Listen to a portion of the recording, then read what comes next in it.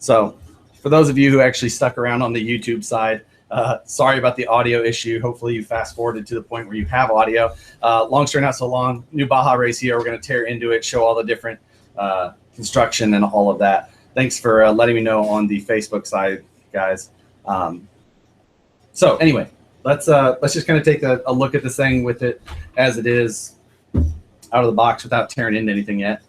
The size-wise of it, in comparison to something a lot of you may know, I wish that Facebook gave me a better aspect ratio of size, but I don't know how it compares on the front there, but front to back, if you include the spare tire on the bomber, it's maybe an inch or two, couple inches shorter.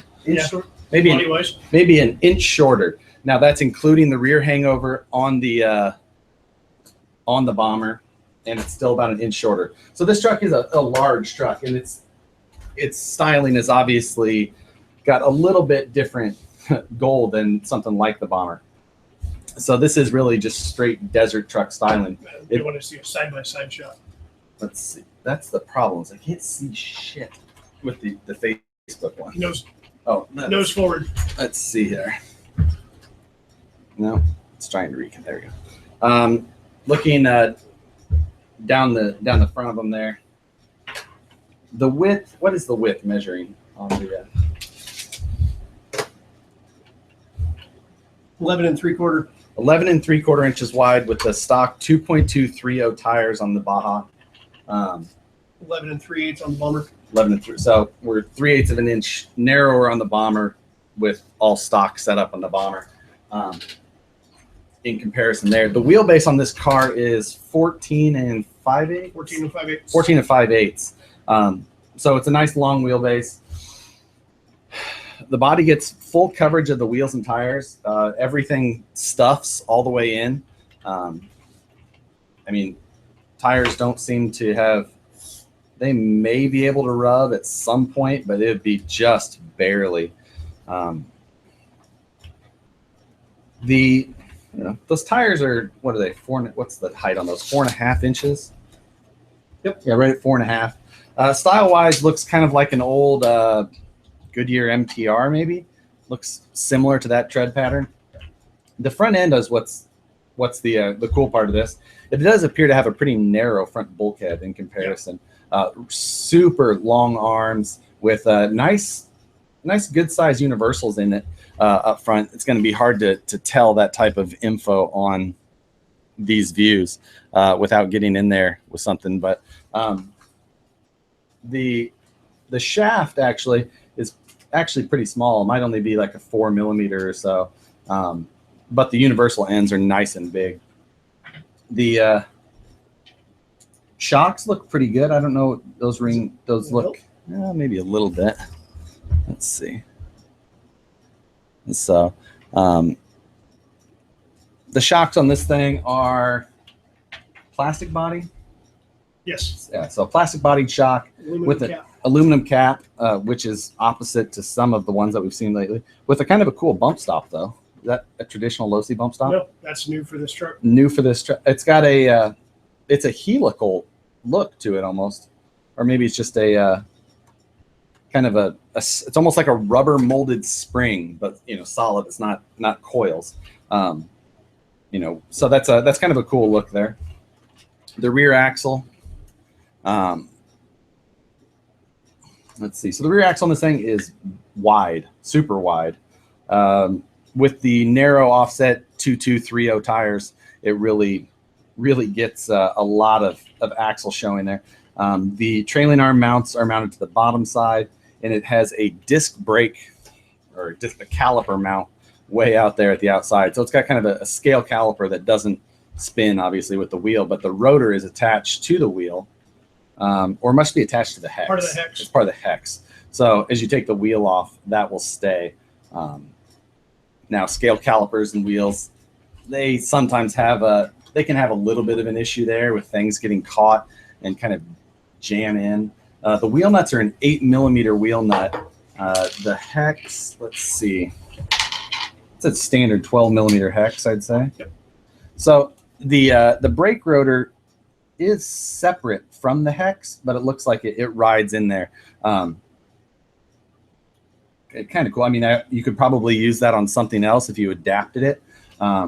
Set screw through pin design. They're actually, yep, you can see that the hex actually goes all the way through the axle. So your set screw that retains the hex also acts as the hex pin. So kind of nice there. Advantage of bottom mounted links. That helps with your vertical link separation mainly. I don't know if there's any other suspension geometry benefits to it beyond that. Forward bite. Yeah, that would be with your just your geometry on it. Yeah, separation. Yep. It helps there.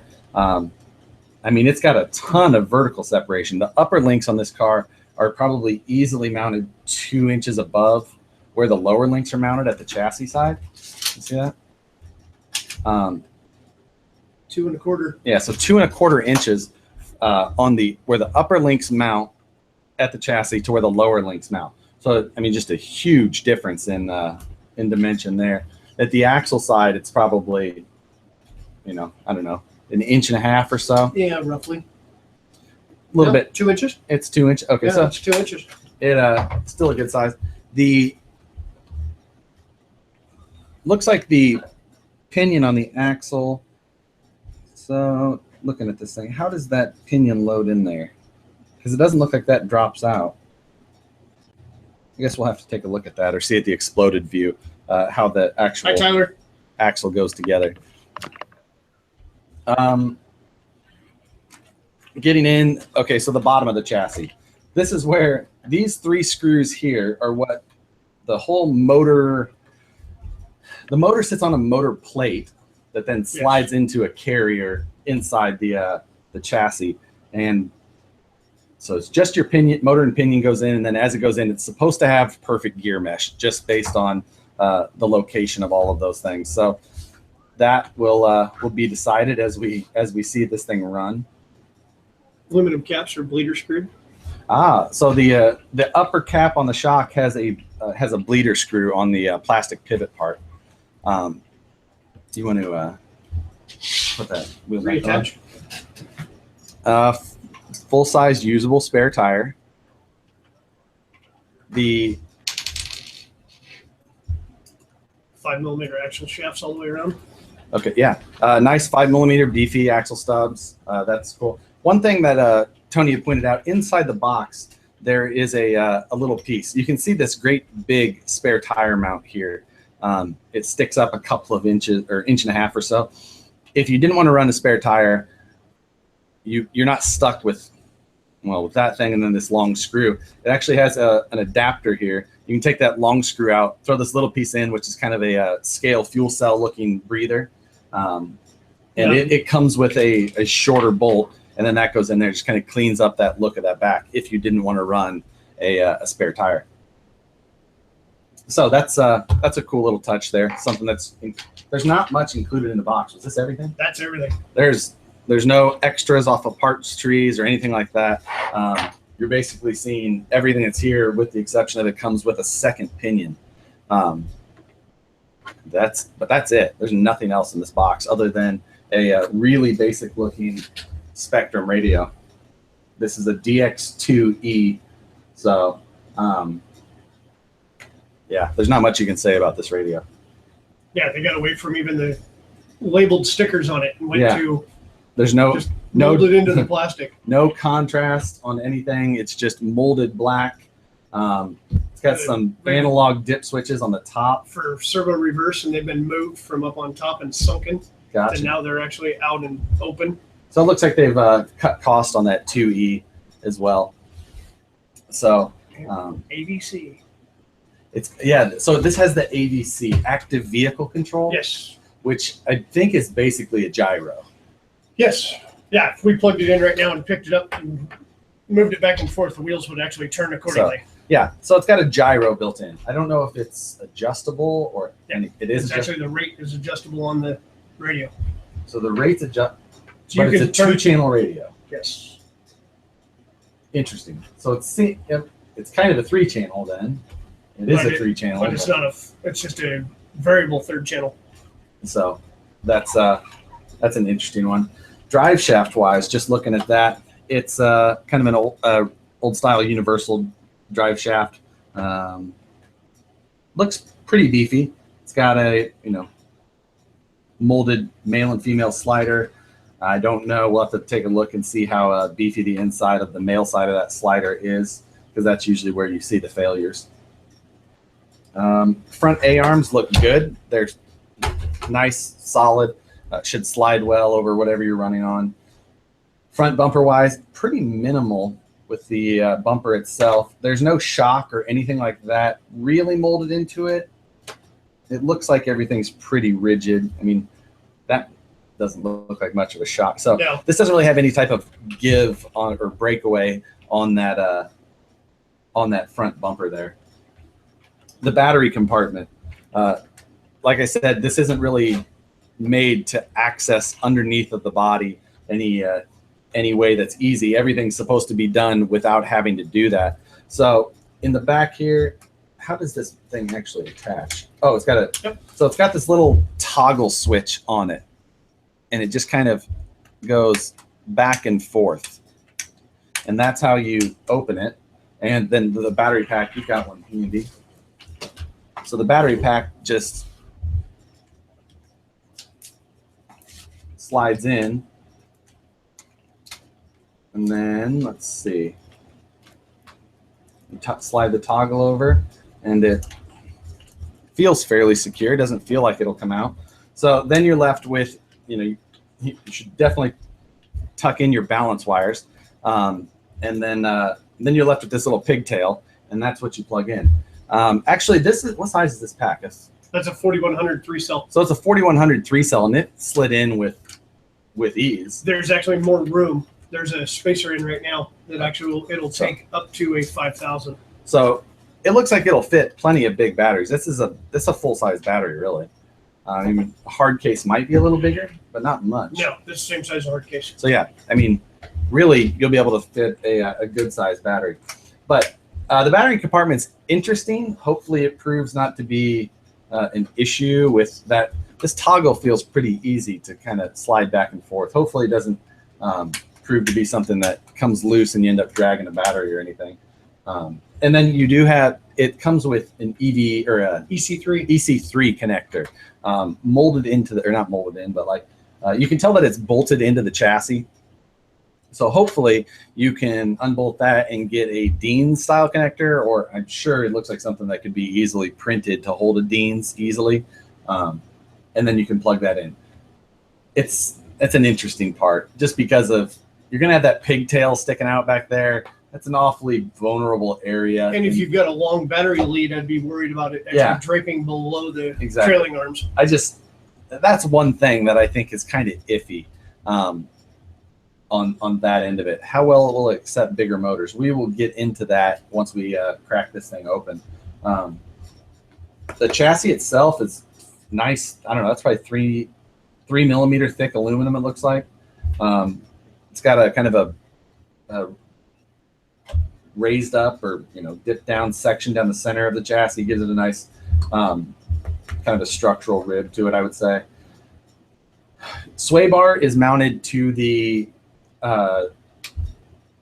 trailing arms right in front of the shocks. It's actually internal. Yeah, it's internal to the cage, so you can only see the very ends of the sway bar sticking out, and they've got the kind of the bulk link adapter that is screwed onto a bent wire style sway bar, and then it goes down with some traditional plastic molded tie rods. Really, can it be made U4 legal with 2.2s? I think the wheelbase is too long. For the bomber class, no. For the Yeti class, 14 3/4. 14 3/4. So it'd be close. It'll take some looking. You definitely need to do a body change because you're definitely going to have some clearance issues there. Well, yeah, U4 legally, you have to have open wheel well. You can't have covered tires. Yeah, for the Indy class, yes. Okay. So you essentially remove rear fenders, probably trim the rear bumper. Right. Trim front fenders. Ooh, it also has a center diff. center differential, so that would have to be locked in this class. Right. So right now it doesn't fit into any class other than like an open class, which isn't really ran anywhere, I don't believe. So right now it's not a U4 truck. It's got some cool style. There's probably some components that could make it, you know, a U4 capable platform, but it's not going to drop into any class off the bat. Is there anything else we should look at before we crack into this thing? Just looking at some of the little things. Tyler says it'll fit in. Yeah, it'll take work before it'll fit in. Right now, it does not. Do you think the real trailing arms will have the same weak points that the Yeti trailing? Let's see. They're pretty stout. They're pretty stout, it looks like. They're about double the width of a. Yeah, they're a beefy trailing arm. I don't know. They look pretty decent out of the box. I don't see anything immediate that jumps out to me. I think the weak point's going to be the upper link and then the sway bar. Right. Yeah, the upper links on this thing look pretty hokey. They're kind of maybe like a 4 millimeter plastic link. What, 5 millimeter? Yeah, 5 millimeter at least, probably. Yeah, 5 or 6. I was way off on 4. We'll be able to get a better look at that once we get to get the body off on this thing. So let's do that. Let's start tearing into this thing and see what it looks like underneath. So I'm gonna let Tony start tearing in. We'll see if I missed any questions. Let's see. So the suspension feels soft. It feels really soft. Yeah. Probably could stiffen up the oil straight out of the box. Right. It looks like it would probably chassis slap pretty good off of anything big. But like I said, it does have those nice bump stops all around. Bigger motors we will check. Switch it to a Traxxas connection. They're the best. Not a chance. Would it fit CKRC 6000 milliamp 3S? I have no idea. I don't know. You'll see the spacer that's in it once we pull it out. Yeah, we'll take a look at that. I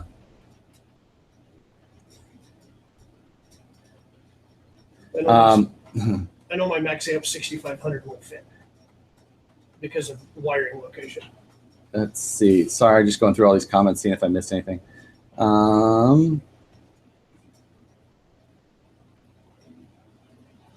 Okay.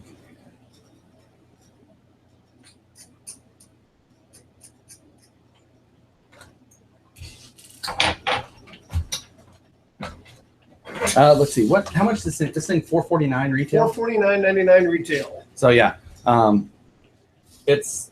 the price isn't bad. Price point's good for, considering your next alternative in the same price point would be a Traxxas Slash 4x4.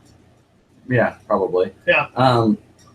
Brushless out of the box. We'll see how the servo is. We'll see what the steering looks like. Tires do rev under power. Yeah, Tony has taken this thing for like a 5-minute drive, and looking at a couple of things, you can see a pretty good rub mark on the inside, the underside of the rear fenders. So the suspension is definitely soft, and they definitely do get up there and touch the insides of the rear fenders. So there is 2 screws on each rear shock tower in the sides, 1 on each side underneath of the body by the rear shock towers, 4 on the chassis pan on the bottom side, and then 2 up by the bumper. The 2 up by the bumper, I think you can get away without doing them if you just want to flip the whole thing forward, but to have free access at it, you'll need to remove those as well. So that's a lot of screws. I don't know, it's like 12 screws total to actually remove the whole cage. But like I said, you're not supposed to have to get to the whole cage. I would say that this method is seemingly, I would call it similar to like how the Exo was, where you're supposed to, they don't anticipate you removing the body all the time, but so you remove those, and then like you're saying, you don't have to remove the bumper ones. You can leave it attached up there, and it'll just flip forward like this. But for this, I don't want to tweak that that front cage either, so we'll go ahead and remove it.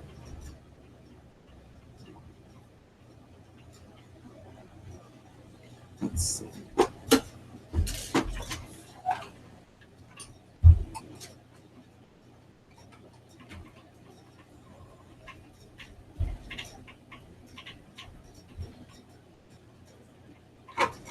All right, so body removed. Look at it once more. Even when it's not attached to the truck, it's a stout cage. I mean, there's some structure to it, especially through the interior area. It's got some big side panels that are have got a bunch of stuff kind of molded in there. It's a great big interior. I don't see this interior necessarily being used on any other projects kind of our size. This interior is bigger than the C1 Apache, I would say. Yeah, it's 8 inches wide. It's better than that. Yeah, eight and a half. 8.5. Close at least. So that's a wide interior. Not likely to see much use on anything else. If you do look, it's kind of hard to see, but you see this cutout down the center of the interior here, in between the two drivers. That's right where the ESC is on the chassis. So the ESC sits up high right in that area, so that you can it gets a good amount of airflow. It's got a fan built in. This is Horizon's house brand Dynamite, the fuse system. That's a 540 can. Is that a 550? No, it's 540 can, 3800 kV. Okay, 3800 kV, plenty fast. The servo looks about like what I used to see in the Twin Hammers. It's a Spectrum. Spectrum servo, but is it actually branded Spectrum? Mm-hmm. Can't really see You can't really see it because of the way it's mounted. It's mounted upside down. Yeah, it is. It's mounted upside down with the servo horn pointing forward.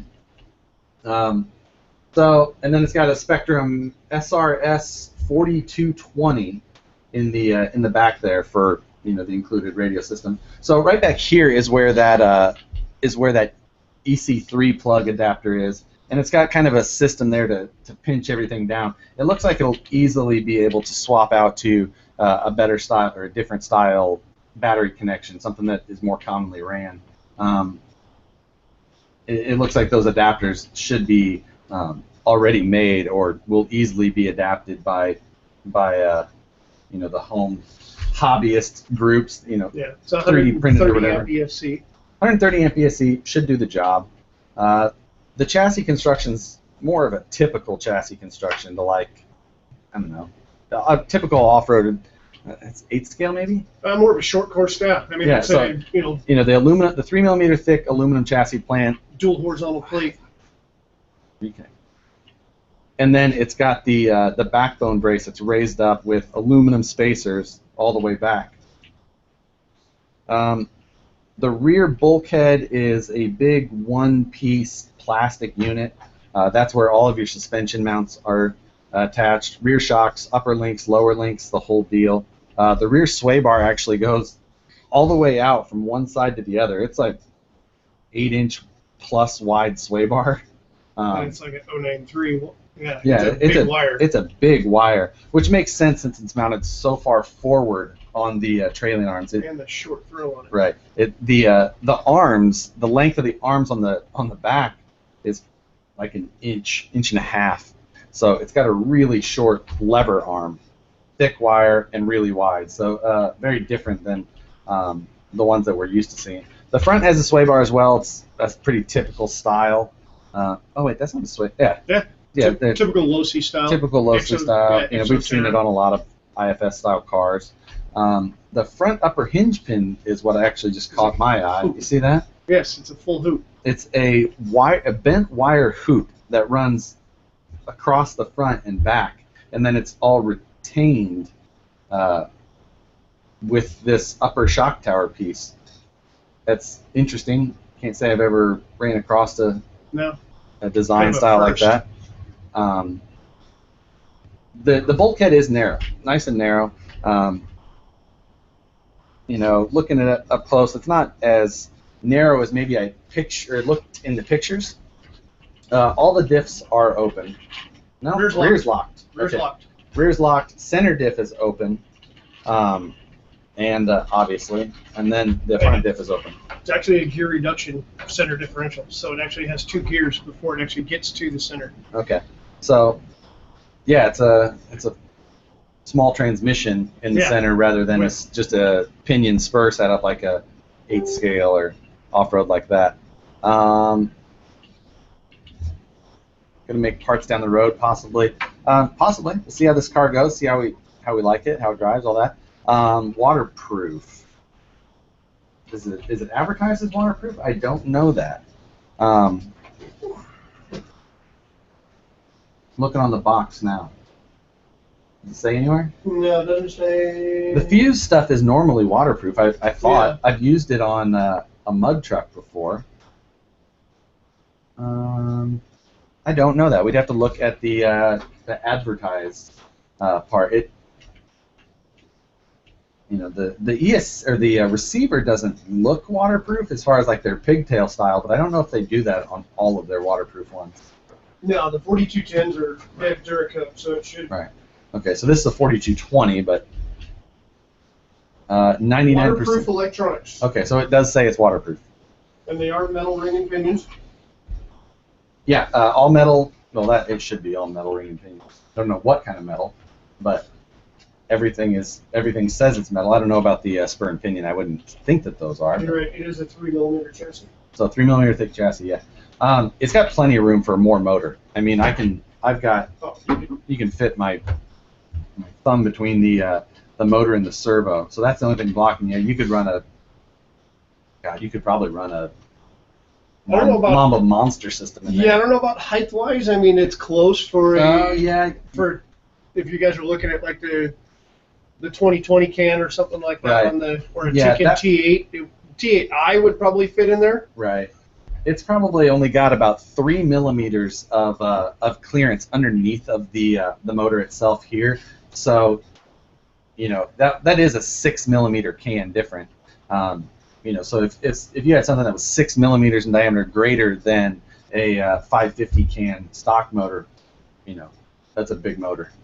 So I would imagine most motors will fit without too much of an issue. Just depends if that, if that much motor would be needed, or if this truck could even handle that much motor. Looks like it's going to come in a kit form though. What's that? Just things that it looks like it's going to come in a kit form. Radiator has holes in the middle for screws, but no fan blades. Yeah. So looks like there's some other parts out there that are option parts. Parts, or might be coming.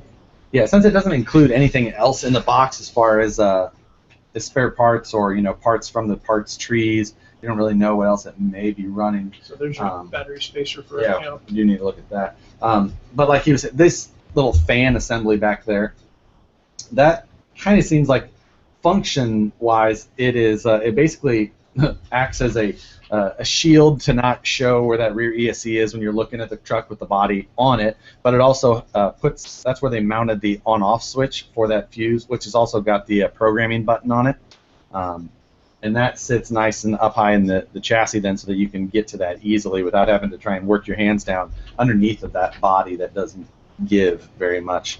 Could you run dual shocks on the back? Yeah, definitely. Yeah. It's set up for dual shocks. The second mount is, there's 2 mounts left back here, I think. No, just one. No, yeah, just one. Okay, the closer one is for another shock. This is where the cage mounts. And then there's another spot down on the trailing arm. So dual shock setup on this would be very easy. Captured nut on the inside, which is nice. Let's see. Oh yeah, it's got a molded in captured nut area for the shock mounting. So it's not a threaded plastic, so stripping that really isn't an issue, but it does hold on to it, so you don't actually have to get back there with a pair of pliers or anything like that. The battery box, you need to take a look at that.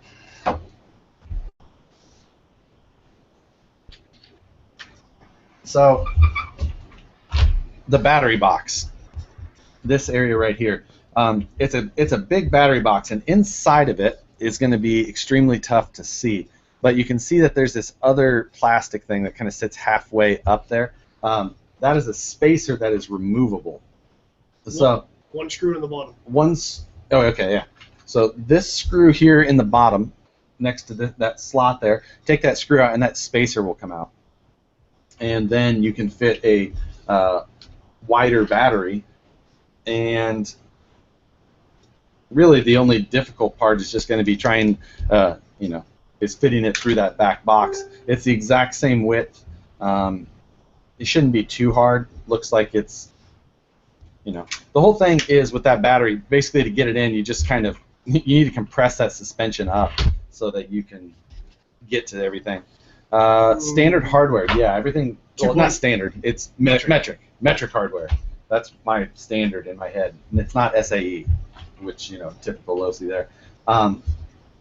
It's got these front mud guards that bolt onto the chassis with 2 screws on each side, and should help deflect some of the stuff from getting into that chassis. But being that it's just a flat pan style chassis, getting a lot of stuff collecting into it shouldn't be that big of a problem. You should be able to just rip that, blow that out of there. So that front hub carrier is E-Revo size almost. It looks like. I mean, it's huge. So that is, it definitely is a pretty large area there. You have some 1.9 here, right? So Tony brought a set of his OMF, Vanquish OMF 1.9s with a 350 hub on there, and this is a 1.9 KLR, Voodoo KLR. So mounting that on there, that 350 hub actually clears everything. Put that screw on. That's the issue. The nut? What? Yep, oh, you can't fit because it's a flanged wheel nut. Since these are 5mm stub, they give you an 8mm wheel nut, of course. And since it's flanged, it's a bitch. You can't fit a flanged wheel nut, an 8mm, into a standard SLW hub. So you need a non-flanged style lock nut, which I don't know if you guys have seen the difference there. Just a size-wise there. But it widens out the truck about close to an inch, 3/4 of an inch maybe. Looking at the difference in the pin location. Looking to the back, it's probably half, maybe a little more than half. Probably between a half and 3/4 of an inch is what happens when you put on a standard tire like that onto, or a standard wheel onto this car. A 2.2 you could bring in a little bit further. You can run a 225. Yeah, 225 hub. So that would, overall, it's not going to bring you in much. Maybe, 1/4 inch overall. Not so bad. Overall height-wise, that 1.9 is going to be the same tire height. It's just going to have the wheel difference as far as outer size there. The 2.2 is going to be more of a scale size for this scale of a truck. I have to imagine that this truck scales out to be at least 8 scale. Have to find a standard trophy truck to actually do some math on. I'm sure they're going to call it a 1/10 scale truck by hobby standards, but one thing to note, and since this car is all open differentials up front and open differential in the center, it won't be as big of an issue. But these wheels are actually really thin on the spokes. The spoke area, the webbing thickness is really small, and the hex depth is also really thin. But being that it's open diff and all that, it's probably not going to be too big of an issue. But I could see how these.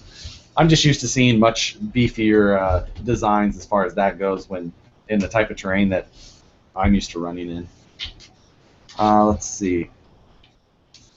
See if I missed anything comments-wise. I don't. Weight differences and all that. I don't. My score is over in the other room, not all put together, so I don't have the score here to compare side by side. Is it worth the money? I don't know yet. We'll see. It's brand new. We'll have to give it the test of all that, and see how it runs over time and see what it looks like. I like the design. The design of the chassis is very simple. There's nothing to it as far as that goes. It's got a upper and lower A-arm style, which is cool in the front. The rear axle has some cool style to it. It looks big twin hammers-ish, really. You know, everything looks kind of like they took a twin hammers and just made it bigger. You know, I think it looks like somebody was. It looks like they used a pretty similar designer as far as that goes. I think the rear end could use some styling on as far as some of that goes. Needs an F9. Yeah, it needs an F. You know, a cool scale-styled axle. The rear links are going to need replacing. Those are just, you know, let's put that wheel on so it doesn't fall off. Scratch the table.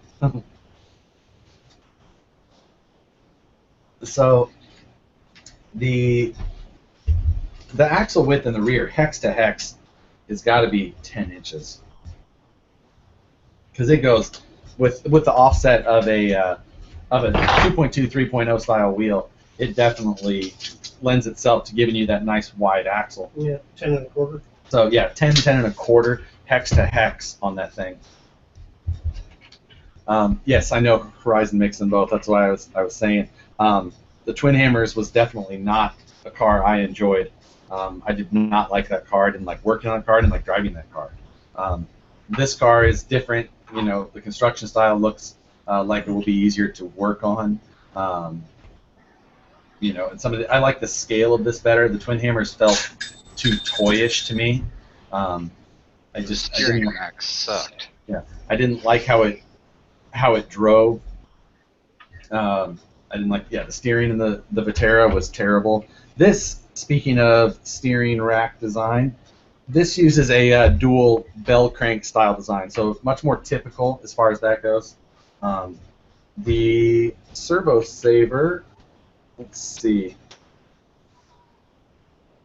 Servo Saver looks like it's built onto what would it be, the passenger side bell crank.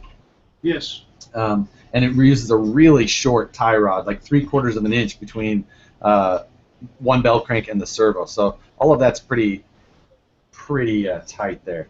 Why is the writing on my shirt backwards? That's because Facebook mirrors everything. I don't know why they mirror the video. It doesn't make any sense to me either. But yes, my shirt isn't actually backwards. It's just how that goes. Did you shave your beard? I got a beard trim. It's not. I mean, it's still there. It'll be back tomorrow. Yeah. Let's see. I do like the front end. I just like how they, you know, with the rear or the front, upper and lower A-arm style. That lends itself to some cool looks. I wish they would have taken the opportunity to add some more scale style front shock towers, but they're 2.230 tires, so it's not a 2.2 or a 1.9 as traditional.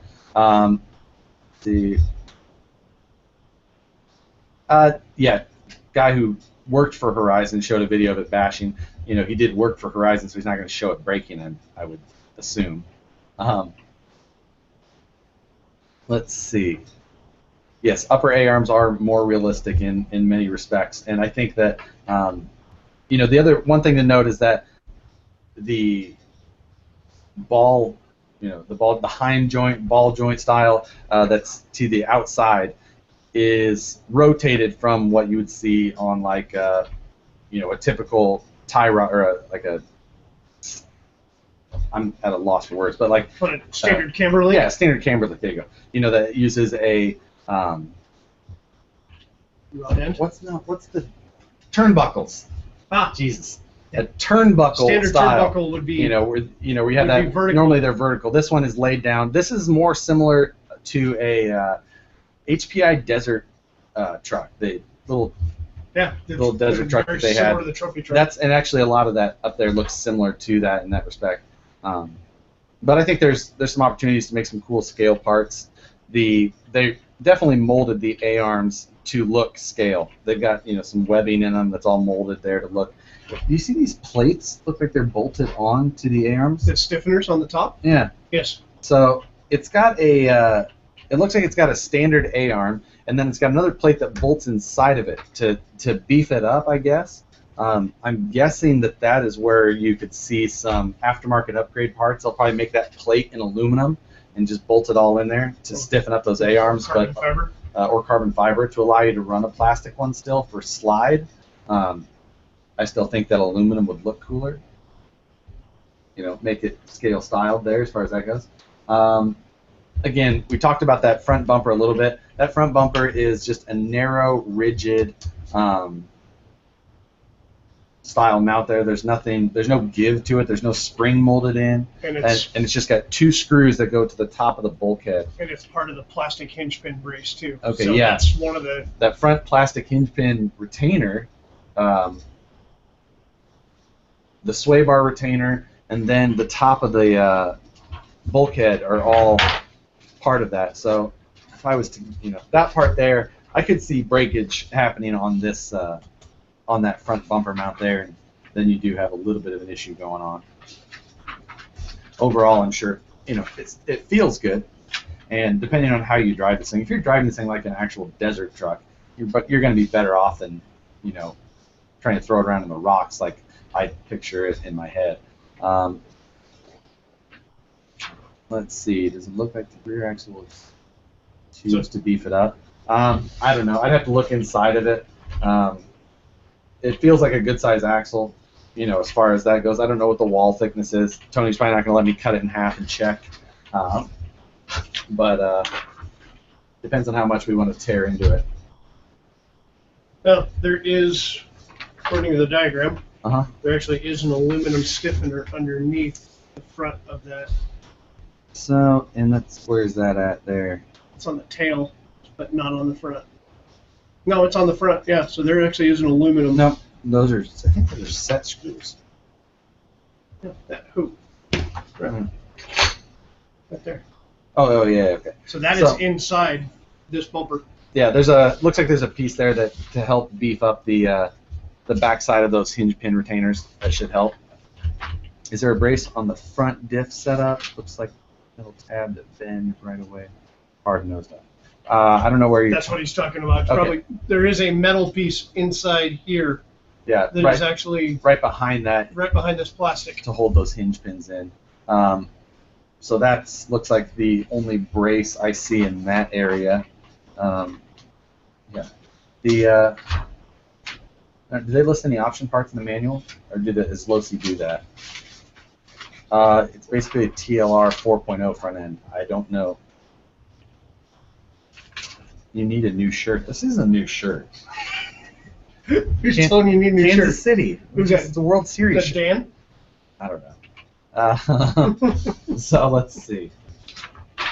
Rear axle is a third member. So the rear axle does drop out. Let's see. Rear axle actually has a third member. Okay, so yeah, the rear axle does drop. It is a dropout third member. It just, you can't really tell where the molding lines are, so I didn't. Right here in the front. Right, but I didn't see where it went to. There. Yeah, it just kind of blends in well. And then the top link mount is actually bolted onto the top of that. I saw the upper, but option to open the rear. Yeah, so the rear. Okay, looking at the rear, that is definitely. It basically looks like Viterra style design. Other than the third member. The third member is definitely different than that was. But the lockers and all that look very, very much the same. The rear lockouts, that's kind of interesting. It's got so the outside of the rear axles are double bearing supported themselves. You put a bearing inside the axle tube, you slide in some caps that have a significant space or depth to them, then you put another bearing on the outside of that. So you've got 2 bearings on the outside of the axle, probably within 10 millimeters, maybe 20 millimeters the most. So it's got a nice amount of support towards the outside there. The Twin Hammers axle is awesome. False. Twin Hammers is the worst car. How does it feel balanced wise with the battery in it? Let's see. So again, this is a 4100 milliamp 3S battery, decent sized battery, hard case sized basically. Let's see. There is multiple shock mounts in the rear. Dual. You can run dual shocks. You can move these shocks forward and get a little less travel out of it if you wanted. Balance wise, so front to back. You got a whole lot of tail. Oh yeah, I guess that's the whole other thing. We got a lot of body with a lot of weight in the back. Just kind of faking it where it goes on. It's pretty close to a 50-50. I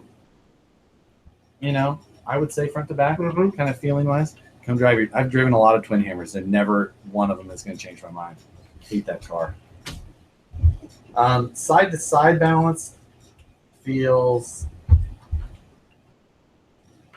pretty decent. I mean, I'm just trying it with my hand here.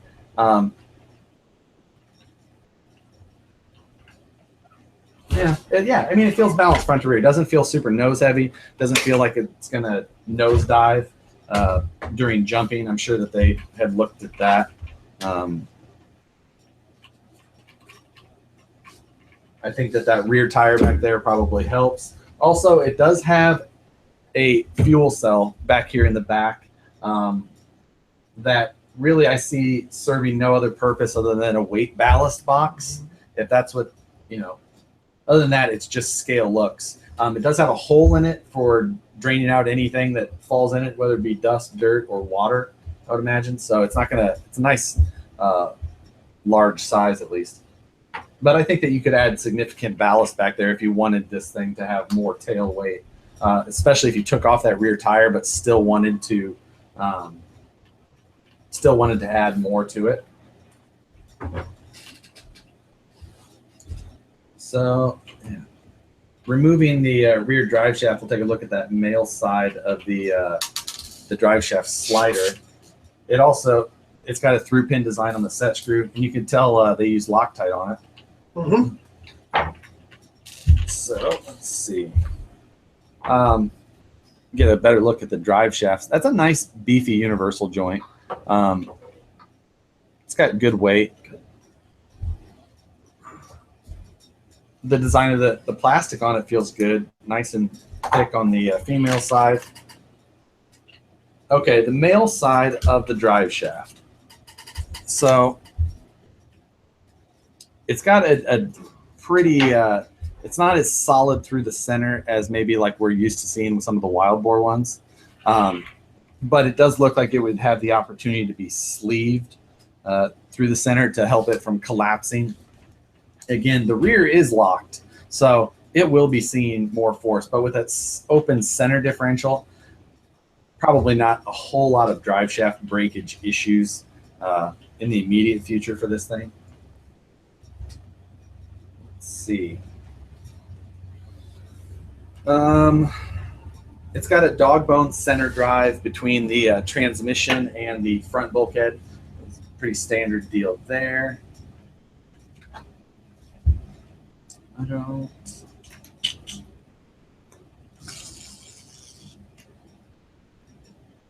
That pinion bearing, that looks like a 5x10.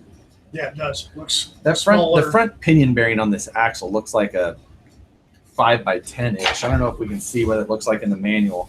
Kind of surprised on that. I wonder what the inner pinion bearing looks like. Let's see. I'm going to try and see if I missed any Facebook comments. I missed a bunch. So, okay. I talked about multiple shock mounts. I talked about how much I dislike the twin hammers. What do you hate about the twin hammers? Most of it. What is the gearing? We'll have to look that up in the manual. I don't know what you mean by a Yeti tower.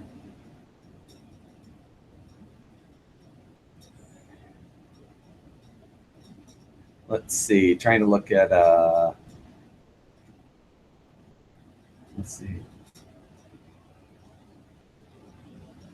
The body, as far as durability wise, I mean, I see these front fenders are not supported at all underneath. So that front clip's pretty flexible. Build thickness is good on the body. The body is thick. The body is definitely thick. That feels good. But it's definitely not super supported. So as far as that goes, I could see that over time losing a front clip. Now, I'm sure that they'll sell replacement body sets. I don't know if they'll sell individual sets though, or just the whole thing, because the front clip itself, just that part is replaceable. So if you could buy individual pieces, that would be nice, but I don't know that that's really realistic.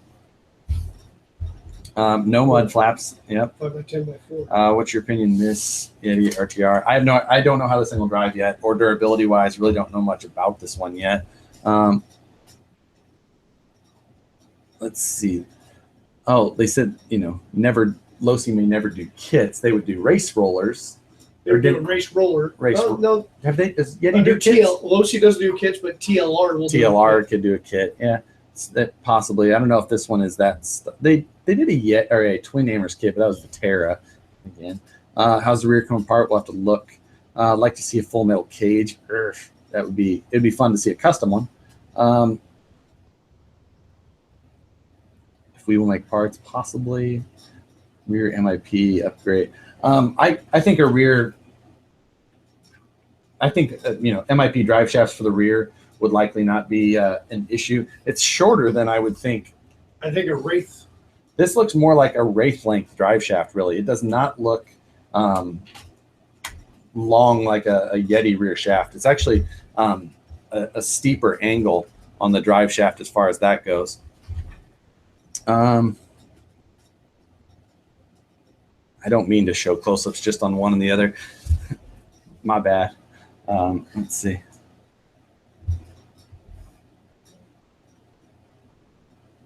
Let's see. All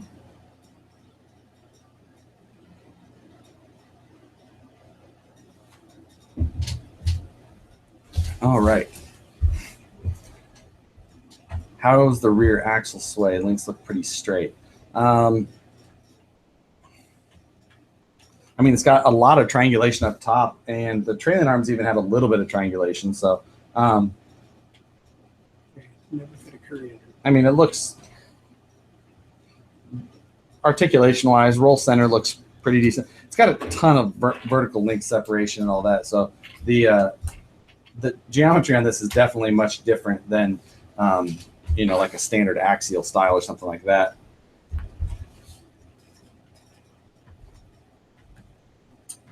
So, initial look at it, though, I see a lot of cool things about it. I see some stuff, that probably needs a little bit of work, maybe here and there. But they obviously did a lot of things for, to hit a price point. $449 is a decent price. It's, it looks like a pretty nice truck, though, overall. It would be. It doesn't immediately jump out to me as something that I wouldn't spend the money on. So I could see it being a decent buy as far as that goes. That rear fan setup is off. I mean, obviously it's not functional, but just pushing around on it here and there. Not very loose. It's loose and flimsy and flopping around. It's just tabbed in on the bottom and two screws on the side. It doesn't really fit into anything. I mean, it's just a spacer for the switch and to hide the ESCs, but it's kind of a pain. So I do like that they just went simple. I mean, it's simplistic in a lot of the design. They did that, and then they went more in depth on the body. So I like the way that they did that. They made it a functional truck, and then just tried to stylize it this way. So I don't know. That's a pretty decent look into a lot of it, without starting to really tear into the axles or the front end. Let's pull out that motor. Let's see how their whole motor system works out.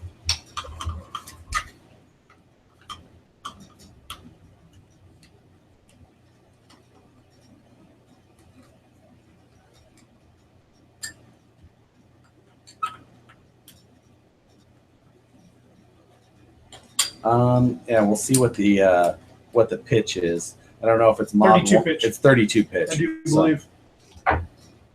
I guess we just kind of try and the door falls off easily.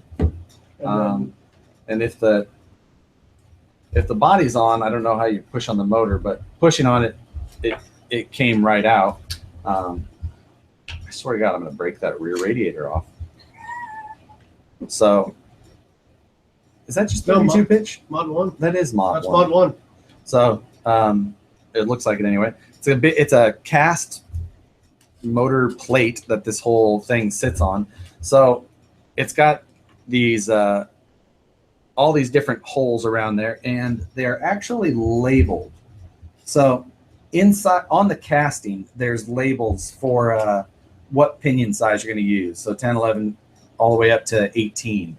And then you just rotate the 2 screws, and that moves the motor around. So it doesn't look like they ever expect you to change the spur gear. They only want you to change the pinion gear ratio to change that. You can't change the spur gear. Right. Because the weight engages into the transmission. Yeah, the spur gear is a 2-gear spur gear. It's a step down. So it's got the spur gear that the pinion rides on, and then it has a molded in gear that steps down that actually drives the center differential gear. So that's where your gear reduction is there. That's how they got away from a bigger spur gear itself. They went to that step down to give you a little bit more reduction. I don't know what the overall ratio of this is, or combining that with the axles to see how it all goes. Like the fact that the arms are all full molded. Yeah, full molded arms all there, rather than you don't get any adjustment then if you're one to adjust with turnbuckles or standard end links or anything like that. Yeah, don't like this. So yeah, inside of this, the V of the lower A arm there is where the sway bar in the front mounts, and they're tiny little mounts close to the center. Bolted in through the backside of the arm. Is that how that works there? I do believe. I don't.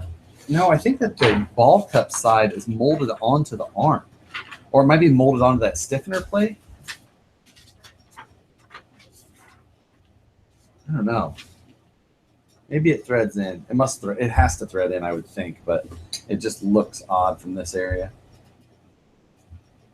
You show anything? Yeah, molded into the lower arm. Okay, so the ball cup that the end links for the front sway bar are actually molded onto the lower arm, which seems like an odd choice. Mm-hmm. I can see that it would be tough to get something in there to screw it on, and I guess they didn't want to do a screw from the side or anything like that, but it seems like there would have been an option to do something different there, especially with how they have those molded or the additional stiffener plates. Seems like they could have worked something into that stiffener plate. Even if that was molded onto the stiffener plate, it would give you the option of changing that out in the future without having to change out your full A-arm. But it does have molded in steering bump stops on the lower A-arm on the front and back sides, actually. So it has a physical stop. Let's see. You see? Oh, it's got these, see these holes on, that must just be indicating left and right or something. These holes that are molded into the steering links. Yeah, just injection molded. Yeah, it's just an odd way that they've got some holes that go through the front steering links. So reinstalling the motor, it just kind of, let's see how this drops in there, and it actually sits pretty firm. And then you put that plate back on and add the 3 screws, and that's all you're supposed to have to do. The front axle is universal style shafts. How do the tires feel? Actually, tires feel sticky. Tires do feel pretty good. Are they the same as the SCBE? The short course buggy? I'm not sure. I don't know that. I have don't own one. I don't normally run those. This is the first one like this that's really interested me. So I don't know how they compare to their other ones, but they look good. They feel pretty good. Being a 2230, they don't have a lot of sidewall roll. It also doesn't feel like there's a ton of support in there, so they do feel lateral, like they're gonna fold over a decent amount. But again, I suppose that's kind of just the style of this and different inserts or whatever. The tires look desert, appropriate. Nothing on the sidewall. They're empty there. They're not licensed or anything like that.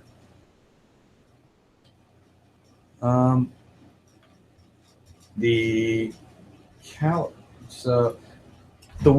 disc brake calipers that everything is in there, those are all removable with a couple of screws. Disc brake calipers, there can just be issues with rocks rolling around inside of the wheel and then getting wedged between that fixed caliper and the outside of that wheel. Approximate weight with running gear. I mean, this is ready to run at this point, right? There's nothing. Mm-hmm.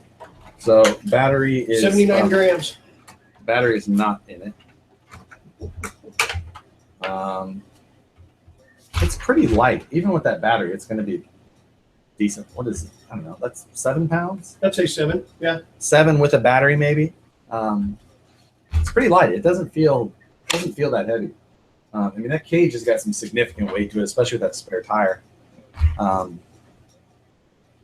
Let's see. How do the shocks feel? Soft. They feel plain soft. They could use some oil.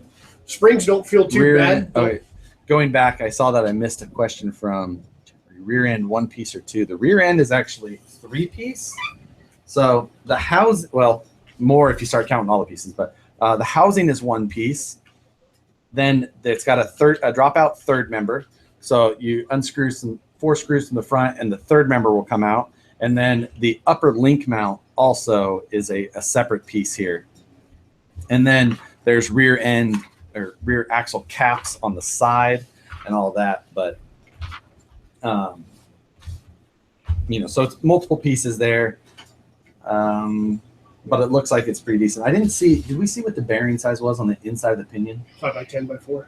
So it's got 5x10 bearings on the pinion on both sides, front and front, inner and outer, I guess you would call it, which is pretty tiny for a pinion gear on a truck this big. Really surprised that it's that small. 5x11 at least. Yeah. But 5x10 seems a lot of force on that bearing. Open diffs again. I'm sure that's an issue or a fine or whatever, but it just seems way too small. How does the size compare to a Yeti? I don't have my Yetis in here. They're elsewhere. Obviously, tire size is going to be much smaller than a Yeti. The Yeti score probably would be very similar. Wheelbase-wise, pretty similar. Mm-hmm. Very similar. This is 14 3/8. 14 and 5/8. 14 and 5/8. Yeti's 14 3/4 or so. Does it use lockouts or C-clips? The rear end doesn't use either of those. It uses it's kind of like a lockout, I guess, but it's like an internal lockout. So you put the let's just pull up. Let's open that rear end. Not just the axle side, your wheel nut. So does it include any tools in it, like wheel nut tools? No, it doesn't. Not even a wheel wrench. Huh. So if you do get one of these, make sure you do have an 8mm wheel wrench. So let's see. Oh, to get it off, you actually have to remove that brake caliper. That's a 1.5. So to get into the end of the axle, you need to actually remove the brake caliper with a 1.5. It's not convenient either with the location of the upper links. Maybe I'm wrong, or am I wrong? No, you're right. Yeah. So I can see a lot of people not putting these brake calipers back on after they get over the novelty of the scale look of them. As far as actual maintenance goes. So you actually have to remove that little brake caliper, 2 screws on the end, and that really all there is to it. Got some good scale looks at least. It's a cool idea. So removing that's probably your 2.0. Removing your hex with the through pin style through the axle, which is a nice design. I do like that over a standard hex pin style. It looks like those hexes can be adapted to other vehicles because of the thinness. Should be good. Yeah, I'm just trying to pull it without. I grabbed it. So they definitely used Loctite on the build, so nothing shouldn't. They used plenty though at the same time. So that is our okay. So our aluminum 12 millimeter hex, and then that is the brake disc that sits behind it. Now, the brake disc also has an aluminum spacer behind it. So you have your 12 millimeter hex and a spacer before you get to that outer bearing. And then the brake disc itself is just plastic. So nice beefy stub axle. That is a 6 millimeter stub? 6 mil. So 6 millimeter axle, nice and beefy. Now, this is where we can start seeing there. Trying to get both shots here. You see there's these 2 screws on the outside of that rear axle. That's your outside cap. 2 millimeter screws there.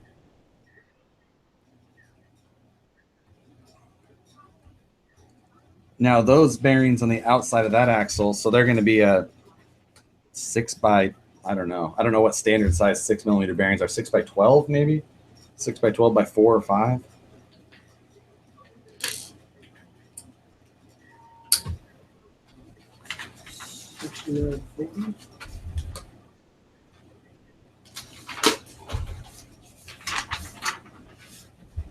So let's see.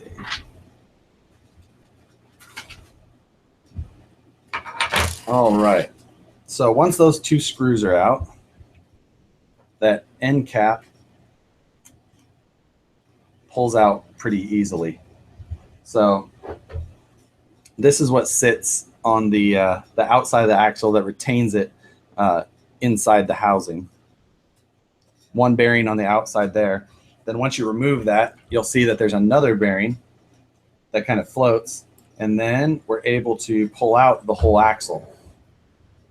So it's a beefy axle. It really is. It does have an E-clip on it midway, and that's actually what keeps that bearing in location, rather than milling in a larger diameter and then milling a larger diameter shaft all the way down. They just use that in a 6 mil or an E-clip. And then the engagement on the end is a square drive style, which we've seen before. Overall, though, that's a beefy axle shaft. I mean, really, that is nice. Let's see. Yeah, out $639 for Canadians. Whew. Time to come down to Axial Fest. Yeah. So, but really, this axle shaft has got some nice size to it. Do we want to get into the center part? What time is it? 7:45. 7:45. What time did we start? 6:30? 6:30. So we got about 15 we only have 15 minutes. I don't know that I actually have time to get that whole rear axle torn apart. To look at the gears. We had talked about it earlier as far as beefing up that housing. This housing wall actually looks really thin. Yes, it does. That rear housing, as far as wall thickness goes, is thin. I mean, it is. There's not much to it. I'd be surprised if it was over 2 millimeter. I could see this rear axle breaking with some good hits. That would not be surprising to see some reinforcement there. Need some tube structures built for them. So that's interesting to see. Rear axle, maybe it'll carry some of that load, but interesting overall to see some of the differences in areas that definitely have a lot of structure and reinforcement, and then areas that end up having not enough, or what seems to be not enough. Now so rear differentials, the internal rear differential is completely new to the Baja array. Does not fit any other car. So yeah, there is no no carryover as far as that goes. No, so it's not a 10T or anything else. It's actually smaller. So yeah, the rear trailing arm mounts are much further out, but that doesn't mean that you're not going to see forces through the center of the axle, especially when you're talking about, you know, impacts that aren't normal to driving as far as, you know, tumbling this thing and all that kind of deal. Wheelbase is 14 and 5/8, 3/8, 5/8, 5/8, 5/8, 14 and 5/8.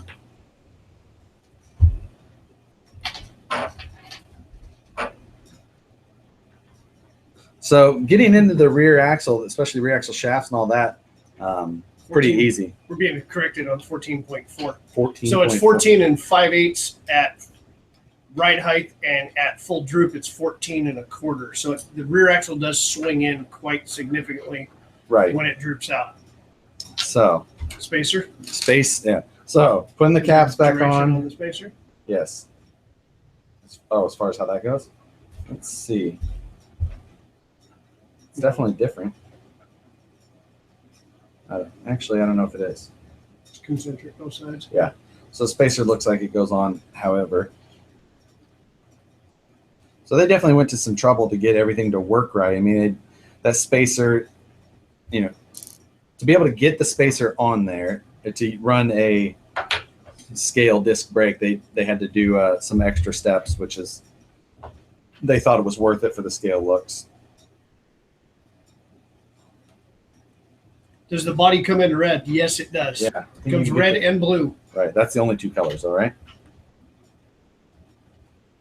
That's the only two colors. Is the remote left-handed? If you turn it upside down and backwards. Yes. Other than that. No, it is a standard DX2E. So. Right-handed remote. Let's see. It is really a pain to access the screws for this freaking brake caliper, though. Unless you had a 1.5 ball tip. Yeah, which is the most fragile driver. Yes. So I like the scale disc brakes, and I don't like them at the same time. As far as working on it goes, I really dislike it. But scale looks-wise, I get it.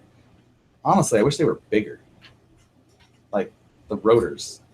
Like the rotor looks a little looks a little small. Looks a little out of place. I mean, it's not a bad setup, but oh, it does.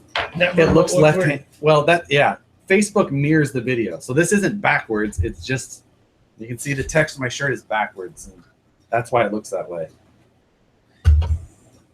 Facebook. You will not be able to fit a standard housing in the back there. Anything, you know, you're going to need Baja Ray specific options here. SSD might fit. Probably not. A hardcore four-wheel drive slash. Hard, yeah. So yeah, that's that gives us a look into this thing. I know we're up against a time, but we got like 10 minutes left before we run out of video time on the live feed from Facebook, and it's 90 minutes, usually a pretty good way to or time to cut it off. So if you have any more questions before, let's work on getting this body back on. Are the shocks aluminum? Plastic body, aluminum cap, aluminum outer threaded part with a plastic center section with a bleeder screw on it. And then it's got some nice bump stops. As far as axles go, you might be able to find some other axles to work, but really you're probably going to need Baja Ray specific, because this is a four-wheel drive. It's got, you know, you're going to need to match gear ratios. So really you're probably just going to need to wait for Baja Ray specific parts. What's the strength of the stock servo? I don't know. I'd have to look at the specs on that. How long are the rear shocks? 4 inch? Let's see. Eye to eye on the rear shocks before Tony gets this thing all bolted back together are roughly just under 4.5 inches.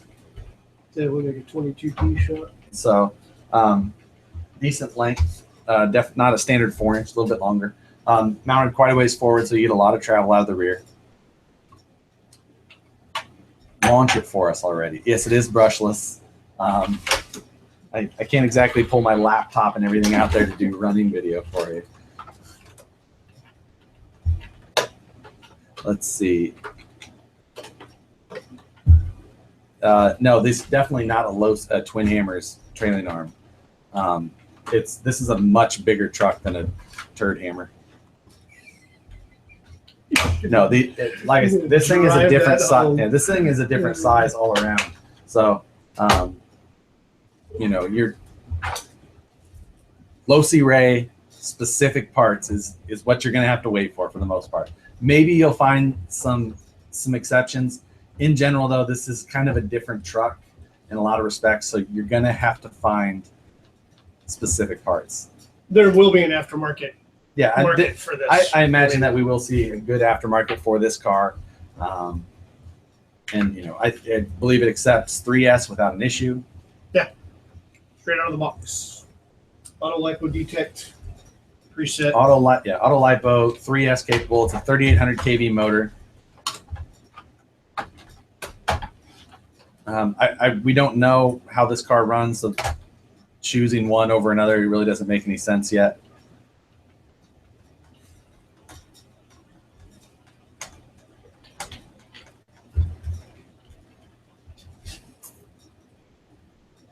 Let's see.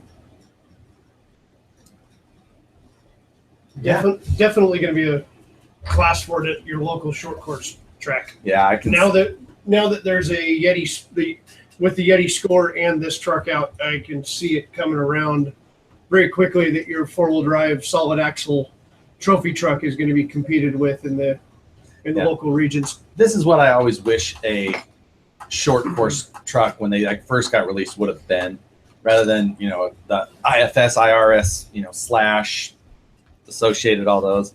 Like, I liked the idea of those initially, and then in the end it was like, meh. I just never could get into it. Like I said, I couldn't choose one or the other because this car hasn't been out. No idea what it is yet. So there's no picking between the two. Really doesn't make any sense yet. It is a lot of work to mount the body. It's like 12 screws. You know, their whole thought process is you're not supposed to need under the body. You know, unscrew the 3 plates to get to the motor. The battery tray is accessible through the rear. That's their thought. Now, in reality, do you need to get under the body sometimes? Yes. And in those cases, it's going to be a pain in the ass. So that's really all there is to it as far as that goes. The Axial Exo was kind of like that, you know. You took the side panels off to get to the battery, which is kind of a pain. This one is easier in that respect, but it was a ton of screws to get to underneath the body or the cage. It does not come with a battery RTR. You have to add your own there.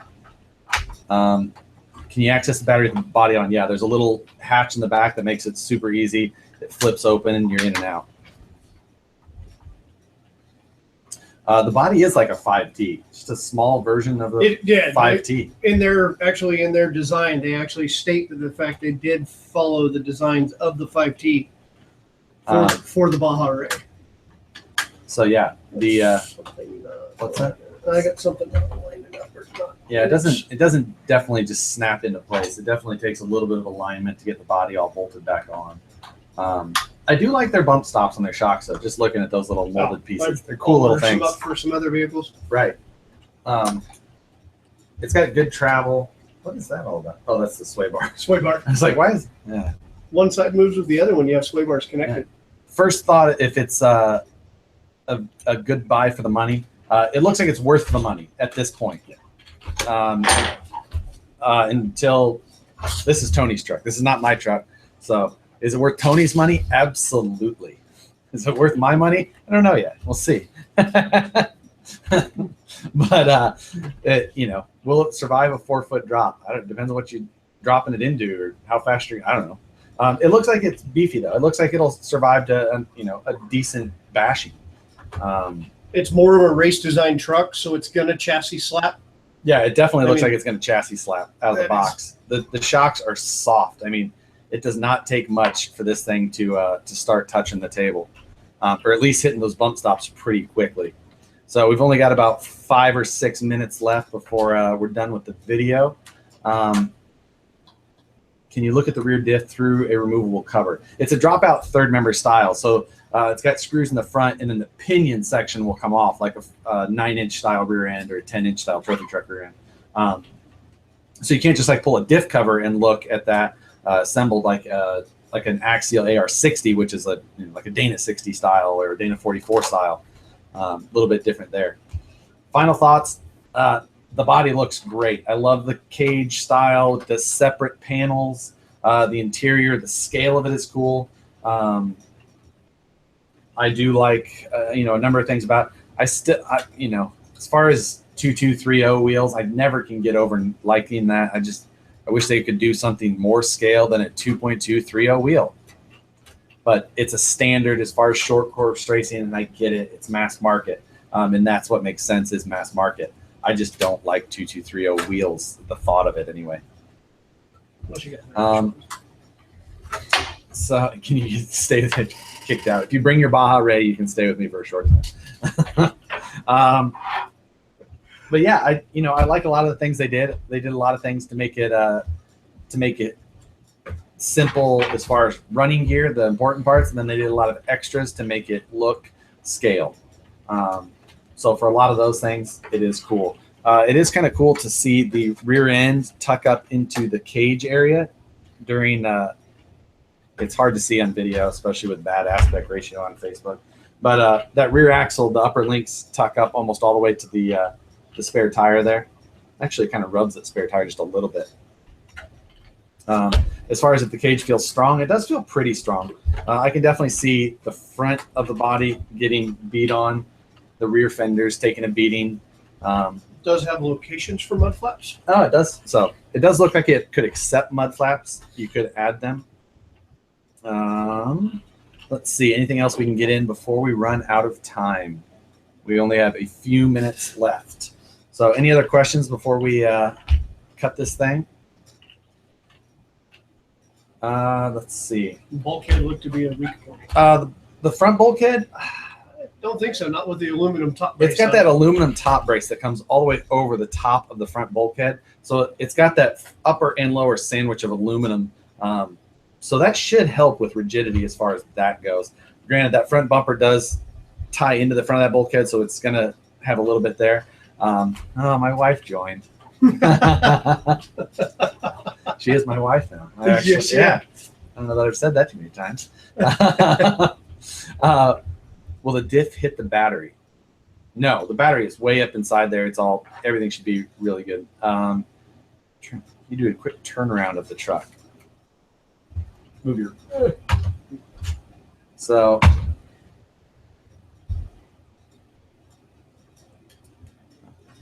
It's a cool looking truck. It's a cool feeling truck. I like it. Size wise, it's cool. If you just joined, I'm sorry, you're right at the end, so you're not going to get a whole lot of it. There's definitely a lot of video to go back and watch, though, if you're interested. Do I see myself racing one? Me racing, probably not. Not a big racer myself, so I might have one to bash, but as far as racing, that's not going to be for me. And that's the other thing was like this style of truck, it fits for me because it's not really an off-road rock style rig, which is where I'd like to drive mostly. It's kind of a dirt or course running. So as far as that goes, that's always the problem with this style truck and me. Budget build coming soon. There's definitely no parts really available for this. So you'll have $50 a week of me saying, I don't know what to buy. What compound are the tires? Rubber. So they're definitely a rubber style tire. I don't know what the compound is. No idea. And we're almost out of time. How do the tires feel? They feel good. Feel nice and soft. Tread depth is good. Tread spacing is pretty tight, but it looks like overall they'll do pretty well. Guessing. They don't look like a race tire. They're not a pin or anything like that. Is it race capable? Anything's race capable. You can race anything.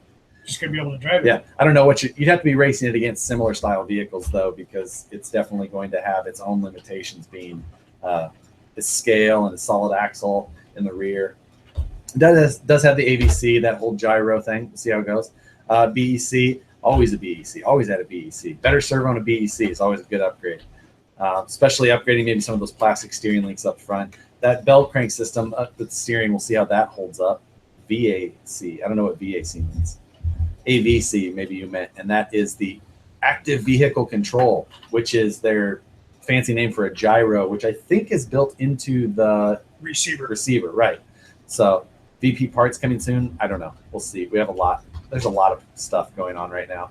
So I've got a lot of things to do. We did release new parts for the SCX-10-2 today. So go buy SCX-10-2 lockers, and AR-60 Wraith knuckle weights are on the site now. I didn't post them yet, but did my wife make me shave? No, I went and had myself shaved myself. Well, I didn't do it. Like I went to a barber. So. You get tired of waking up with his pillow on his face. It gets hot in the summer here. I got to do it every 2 weeks.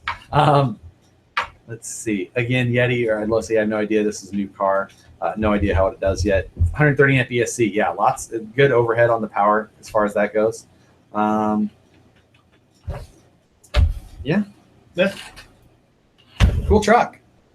Worth taking a look at first. Make Tony drive it a little bit, see what we think. And that's all for now, guys. We're out of time on the video. So thanks for watching, guys. It was fun looking at this truck. Take it out, drive it a little bit. I'm sure you'll see it again. We'll find some time to talk about it here in the not so distant future. But that's all we got for now, guys. We're going to get cut off, and that's it. We'll see you on the next one. Later, Josh.